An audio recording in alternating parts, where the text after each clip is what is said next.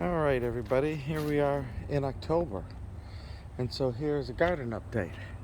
And if you can see there is a hawk. Yeah, he's up there on the electrical pole now. Kind of zoom in, but he was just in the garden, and as I was coming back here, he flew away. Anyways, here's a garden update for what is now October, and so in North Texas that means rain, as it's been raining, and cooler weather, meaning we're in the 80s and not the 90s and 100s. And as you've seen from the previous videos, we've kind of had a mess in the garden. On the flower side, of course, you can see that it's a bit overgrown in other areas. The herbs, all this wild basil that's grown, and while it smells great, it's overgrown and it's gone to seed, and the bees love it, and so it's good from that vantage point. But we have to clean it up because it's a jungle. But I haven't gotten on this side of the garden yet to start cleaning this up, as you can see. What we've been trying to tackle first is the garden side, the vegetable side. So, as you saw in my previous videos, the grass, as you can see in some areas, it just got overgrown due to a lot of neglect and lack of time and effort that we put into the garden for the month of August and September. But you can see where we're starting to reclaim it. And the easiest way to do it is to do what we did in the very beginning when the backyard was all just grass. Rather than try to pull up the grass and clean out the grass, you can't. It's just too much. It's like a carpet of grass, as you can see between the beds here. In Texas, the grass is not a grass as much as it's a weed. It's what they call a St. Augustine, and basically what happens is it crawls across the surface rather than like a lot of grass in a lot of places where it's individual strands that pop up and it just stays there. This is a creeping vine that will, if we didn't do anything over time, it would basically climb right over all this mulch and cover it up again. It's a really weird grass, but it does well in Texas and heat and whatnot. So that's what is the constant battle, is the creeping grass. If you don't grab it, it'll just spread all over.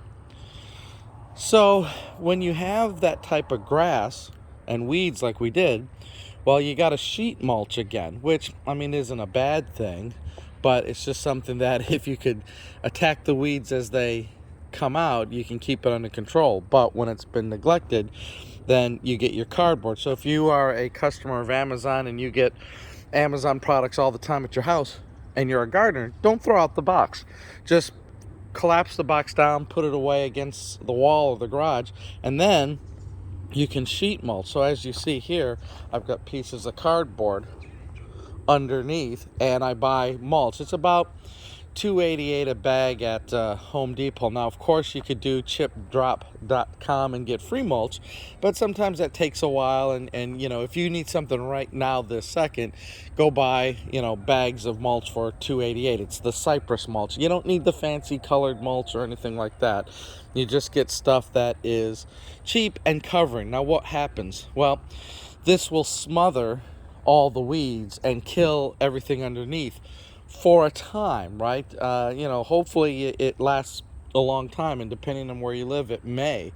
But like I say, in Texas, it's not a permanent thing, and there'll still be areas where the mulch doesn't cover, where we will have to kill the grass.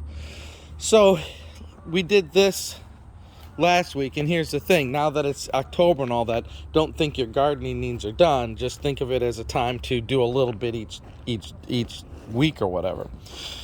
So we've got it here to cover up this whole area, and then this area here is the blackberries, the sweet potatoes, more blackberries and sweet potatoes. So those sweet potatoes probably got another month. I usually harvest them in October. Those vines will start to turn brown and die. That's when you know it's time for the season. So yeah, it's we're trying to reclaim the pathways, and then some of the beds that have been unused, should I have covered it with some mulch or even some fabric? Yeah, I should have, but now again it's got grass there. I can pull it out because it's not too bad, or I could sheet mulch that and put dirt on top of it for the upcoming spring growing season, which I might do. But I feel like I want to rearrange the garden because there's some lessons learned here in a lot of what I'm doing. So for example, the raspberries are here against a fence, and the peppers are here just in a way that I can get around it. But think about what this causes. When these things are in full bloom and it's thick like a jungle and whatnot, I can't get back here easily enough to get the little raspberries or the little blackberries. And see, here's a little raspberry right there. You can't get back here because look, you walk back here, you can't get back there.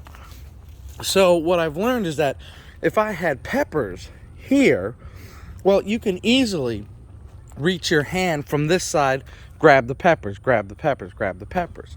But you can't get around these big stalks of blackberries and raspberries, as you can see. How can I get behind that and trim it and harvest the blackberries and stuff like that? This one here in the middle is perfect because I can get that. So what I really want to do is transplant my blackberries into the center, or any sort of berry or cane type plant, because then I can get around it, control it, keep it in its confinement here, tie it up, then put the vegetables and things that I can easily just reach into and grab. So that's going to be a project. Now I think when these go dormant, as they're starting to do, I can dig out the canes and do a transplant, because those will be dead, and next year I'll plant and so forth. I'll just do a switcheroo. Also, the other thing is, because of the blackberries and some of the other things, this corner is a jungle with the vines. So my next thought process is I'm going to create a little raised bed against the back of this fence here, and this will be the new home of the blackberries. I mean the sweet potato, sorry. Because if I put a raised bed here, this is already trellis for the vines. And so when the vines of the sweet potatoes start to go this way, I will easily redirect them this way and over the fence onto the other side, which is the park. Because then it's much easier to keep those vines managed than it is in that corner that creates this Amazon jungle of blackberries and vines, and it's very hard to get to. This also gets sun, which the sweet potato vines are like drought resistance. They love the sun. So I'll give them their sunny moment here. And I probably don't have to take up the whole back fence, but give them a nice section here. That way I'll have the frames for the climbing vegetables. I'll have the berries and things like that in the center.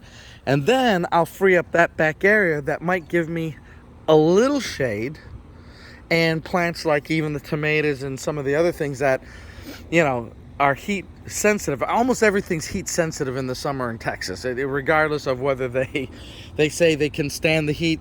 They can't stand Texas heat. When it is 100 degrees from, 10 hours a day, everything dies. So I might put, like, these are strawberries, maybe something that can withstand a little shade back there and get still enough sun. Manage it that way. So what do we learn from all this? Well, we never stop learning. We're always kind of in this redecorating mode in your garden. What things should go where and so forth. So you'll be seeing over the next couple weekends more mulch, more cleanup, more garden bed cleanup, and maybe we'll get back on track here of what used to be a very nice, if you've seen the other videos, very nice, very clean, very organized. I'm going to take some of the decorative trees out, and I think I'll put in the ground the fruit trees now. They're getting so big. Can you see this? That in this container, that's a 30-gallon container, this mulberry tree is that high in a container. How the hell does that happen? These mulberry trees are the most vigorous trees I've ever seen. Now what I need to do is cut it because it's getting too top. I wanted to try to keep it a miniature if possible, but they grow so vigorously. If I cut the tops, I make it bushier rather than taller like that. But it's like, how do I gotta get up there and chop that now. It's so high. But anyways, it's nice to see that the freeze in February didn't kill things like the fig tree. I mean, this fig tree is bigger and stronger than ever, and again, it's taller, so at the end of the season I'm gonna cut it so I get a more of a fig bush rather than a giant fig tree like that. It's crazy how things can get away from you and grow. The things you want to grow too fast. The things that don't grow at all. It's, you know, it's that game you play in the garden. I'll be cleaning up these beds here and getting them ready. But the secret, I think, is don't delay. Do a little bit each day. Even if it's just a little bit, it will help in the long term over time. All right, folks, that is enough of the garden update. We will talk to you later. Have a good day.